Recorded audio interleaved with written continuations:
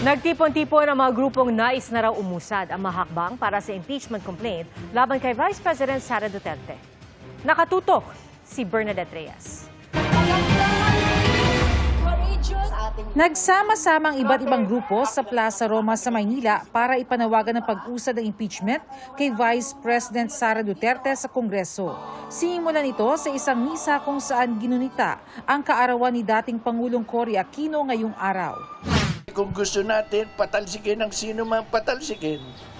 Pero tandaan sana natin, may nagsabi nga sa akin, pag tinuro mo ganyan, ikaw ay may sala, 3 nakaturo sa iyo at ikaw rin.